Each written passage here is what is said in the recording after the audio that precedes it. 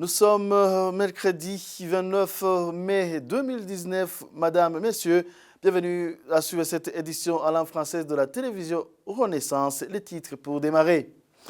Le sage de l'ordre des notables Zenon Chaenzi conseille les Burundais, les membres du parti au pouvoir, de se désolidariser avec Pierre Nkurunziza qui cherche à les amener sur un chemin sans issue en restaurant la monarchie au Burundi.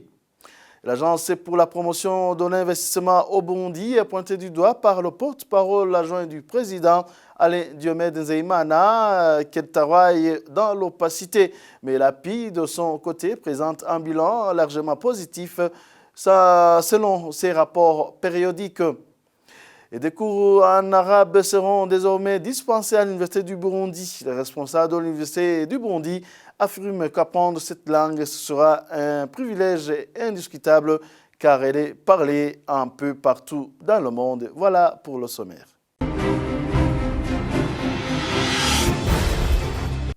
Encore une fois, bienvenue, page politique pour démarrer cette édition. Les hautes autorités de l'État burundais ne cachent plus leur intolérance politique et n'hésitent plus à menacer publiquement toute personne qui oserait se rebeller à la ligne de conduite tracée par le parti au pouvoir, le CNDD-FDD.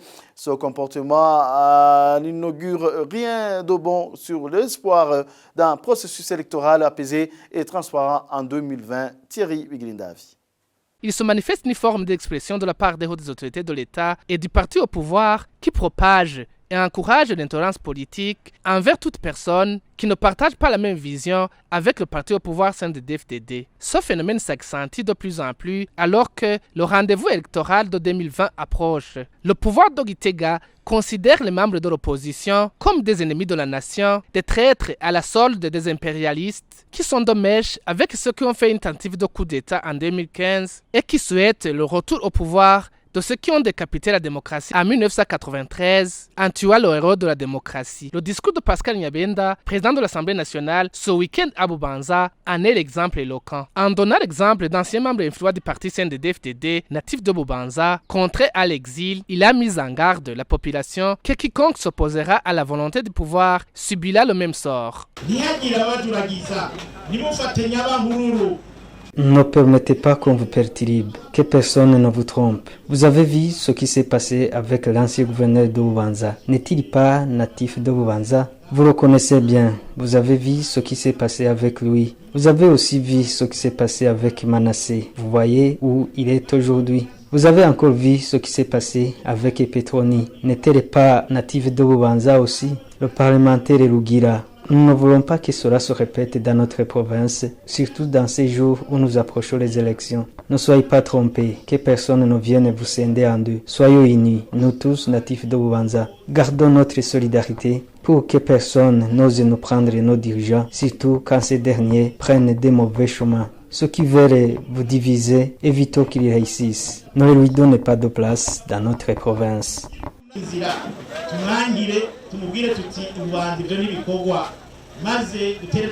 Le président de l'Assemblée nationale a tenu un tel discours quand on sait que la fronde de 2015 au sein du parti d'Oleg a été contraint de quitter le pays de peur d'être exécuté sans aucune autre forme de procès ou d'être jeté en prison. Le pouvoir vient même de passer à la vitesse supérieure en ordonnant abusivement la saisie de leurs biens meubles et immeubles.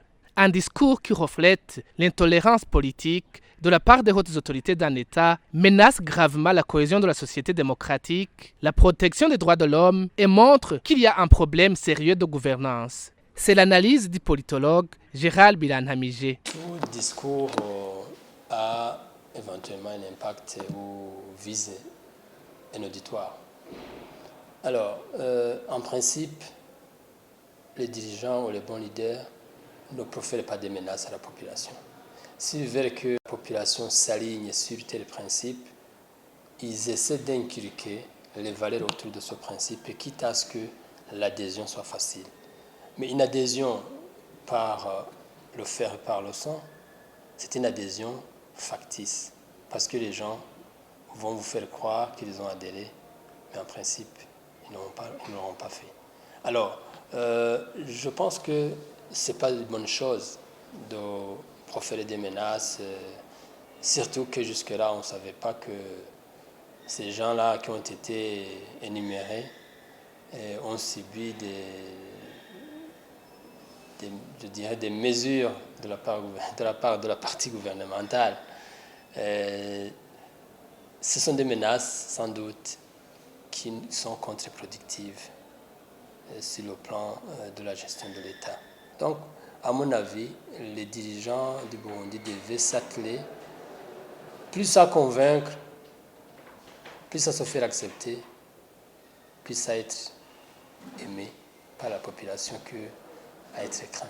Ce discours est en phase avec les actes criminels de la milice Imbonerakure affiliée au parti au pouvoir qui se caractérise par les assassinats, la torture ou encore les viols contre les opposants et particulièrement les membres du CNL d'Agathon Rwasa. Merci à Thierry Bigirindavi. Je vous le disais dans les titres, le notable Zenon Ichenzi estime que non seulement le président Pierre Nkurunziza ne cherche pas à restaurer la monarchie au Burundi, il cherche plutôt à faire disparaître le pays. Zenon Ichenzi conseille les Burundais et les membres du parti au pouvoir de se désolidariser avec Pierre Nkurunziza qui cherchera à les amener sur un chemin sans issue. Suivez, il a été contacté par téléphone. Le discours de cette Imboneza éternelle, c'est de dire le Burundi d'aujourd'hui, je vais le supprimer, je vais l'appeler Israël numéro 2. Voilà ce qui a été dit. Le Burundi est, pour lui, le Burundi est terminé, c'est fini. Je ne serai pas éligible, je ne serai pas élu par vous, je suis l'élu de Dieu. Ok. Mais il dit aussi, je ne serai pas élu pour gouverner le Burundi, je serai élu pour gouverner un autre pays nouveau qui s'appelle Israël number 2, Israël Yakabiri. Eh bien, qu'il aille dans ce pays, Israël numéro 2, il va rencontrer quelqu'un qui va croiser le fer avec lui. Je lui souhaite bonne chance. Quant à nous, Burundais, écoutez ce message. Nous dit-elle, le Burundi est à nous, à moi comme à vous, vous, membres du parti au pouvoir, soi-disant. Vous n'avez pas de pouvoir, c'est lui qui a le pouvoir. Vous, Imbonerakure, vous n'avez pas de pouvoir. Il vous a induit en erreur. Il vous a conduit sur un chemin complètement bouché. Le Burundi, c'est notre héritage de nos ancêtres. Qu'il aille dans son nouveau pays, nous restons ensemble, unis pour reconstruire cette fois-ci un Burundi prospère. L'héritage de nos ancêtres. Laissez-le partir et souhaitons qu'il nous quitte le plus tôt possible. Poursuivons cette édition, le livre écrit par Antoine Kaburahe parlant de la vie d'Aloïse Nioïta, orphelin de 1972. Son contenu peut servir les dirigeants burundais actuellement s'ils veulent réellement changer. Antoine Kaburahe, l'auteur du livre, veut qu'il y ait justice sans toutefois mener une vengeance comme le pouvoir est en train de le mettre en action. C'est ce qu'explique ici Justine Nkurunziza, présidente de la COSOM. C'était à la sortie d'une rencontre de réfugiés burundais vivant au Canada. La semaine dernière, Justine Nkurunziza interpelle les dirigeants burundais à consulter ce livre. Le témoignage de mon frère, je pense que ça peut aider les actuels dirigeants parce qu'ils sont dans le même cas. C'est une victime de 1972 et les actuels dirigeants, si c'est vrai, parce que des fois j'en doute, sont aussi des victimes de 1972.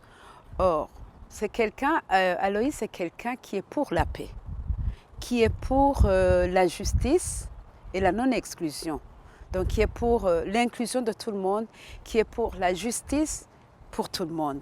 Donc, si Aloïse veut la justice pour son papa, je pense que les dirigeants d'aujourd'hui, s'ils sont vraiment des victimes de 72, devraient aussi chercher la victime pour leurs parents, et non pas seulement pour leurs parents, mais pour tous nos morts, pour toutes les victimes de 65 et même avant, de 2015.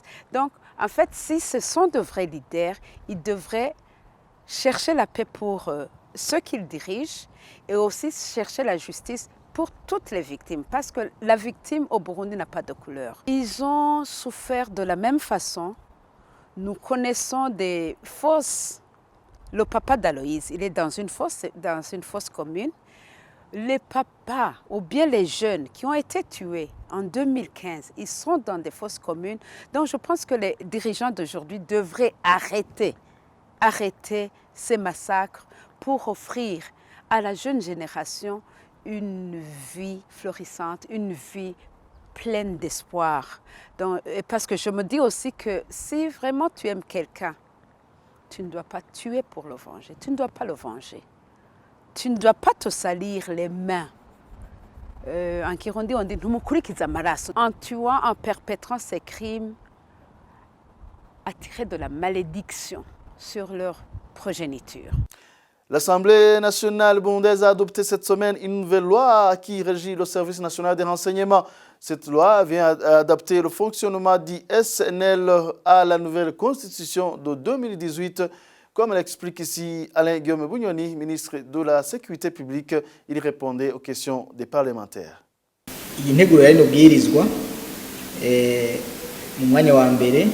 Ce projet de loi vient pour la première fois aider les lois régissant le service de renseignement du Burundi avec le statut de la Constitution du Burundi dans son article 268 qui stipule que le service de renseignement du Burundi soit doté d'une structure organisationnelle indépendante et montre comment le service de renseignement travaille. Dans son projet de loi final, ce projet de loi inclut toute la population. C'est ce que je vais demander en terminant, que la population va contribuer dans la diffusion des informations pour que la sécurité soit bonne dans tout le territoire. Nous savons que toute personne soit appelée à ça, mais ça n'apparaît pas dans des statuts et les lois du service de renseignement. Toute personne est appelée à être un membre ou le personnel du renseignement, que leur travail est de garantir la sécurité du pays. Même si ça va passer dans les 4 services pour que la sécurité soit bonne. En bref, sans trop parler, messieurs les parlementaires, c'est ce projet de loi qui a poussé le gouvernement à vous présenter ce projet afin d'être révisé. Économie à présent, l'Agence pour la promotion de l'investissement au Burundi, API, travaille dans l'opacité selon le porte-parole adjoint du président Alain Diomède Zeimana. Il a annoncé lors de la séance de moralisation à l'endroit des employés de l'Office burundais des recettes OBR et ceux du ministère des Finances. Il le dit au moment où l'API, de son côté, présente un bilan largement positif dans ses rapports périodiques. Révérien Bazkam. La satisfaction de l'Agence pour la promotion de l'investissement au Burundi paraît dans son rapport du 3e trimestre de l'année fiscale 2018 et 2019, publié en avril 2019. Léonard Senhore, directeur de l'API, se réjouissait surtout d'avoir créé des entreprises, sensibilisation aux exportateurs dans le but d'améliorer les produits et la formation des jeunes en plan d'affaires et la production. Le directeur affirme avoir facilité l'immatriculation de plus de 1500 entreprises dont 50% étaient des coopératives. Cependant, la présidence dont dépend cette institution ne partage pas la même satisfaction. Alain Diomède Zeimana, porte-parole adjoint du président, dit que le fonctionnement de cette institution n'est pas clair. Il y a des défis dans des secteurs comme l'API, l'Agence de promotion des investissements. Vous savez par exemple qu'ils octroient des exonérations, mais ce n'est pas équilibré. Il y en a qui les reçoivent, d'autres qui n'en reçoivent pas, et même ceux qui les reçoivent ne sont pas... En tout cas, ils ne sont pas clairs, ils ne montrent pas exactement comment ça fonctionne. Les ONG locales ne cessent d'affirmer que le climat d'investissement au Burundi n'est pas favorable. Faustin Ndikumana, président de la PARSEM, avance les raisons de la corruption au Burundi, le manque de devises, manque d'électricité et une faible connexion Internet, les moyens de transport insuffisants. Tous ces facteurs empêchent les opérateurs économiques à investir au Burundi. Il ajoute que le pays ne peut en aucun cas compter sur les investissements des locaux comme ces coopératives. Merci à Révérien Bazikamge Éducation. Avant de clore cette édition, des cours en arabe seront désormais dispensés à l'Université du Burundi. Ce changement a été rendu officiel au Centre pour l'enseignement des langues au Burundi cette semaine. Pour Dr François Ravialimana, recteur de l'Université du Burundi, l'arabe n'est pas une langue ordinaire. Au contraire, c'est une langue parlée un peu partout dans le monde. Ce sera un privilège indiscutable d'apprendre cette langue. Je vous propose de le suivre. Il y a à peine une année, nous nous retrouvions à ce même endroit pour procéder au lancement officiel de l'enseignement de la langue allemande. Nous voici aujourd'hui réunis pour faire le même geste en procédant à l'ouverture solennelle de l'apprentissage de la langue arabe. Au nom du rayonnement culturel qui doit animer toute communauté universitaire digne de son nom, nous encourageons l'OCELAP à explorer d'autres possibilités pour que demain ou après-demain, nous soyons invités à des cérémonies similaires. La langue arabe dont nous lançons aujourd'hui l'enseignement au sein de notre université n'est pas une langue ordinaire, comme l'a dit Madame l'ambassadeur. C'est une langue internationale parlée un peu partout à travers le monde. Avoir la chance d'apprendre une telle langue est donc un privilège indiscutable. Et voilà, chers téléspectateurs, c'est ici que prend fin cette édition. Merci à vous de nous avoir tenu compagnie. À la prochaine.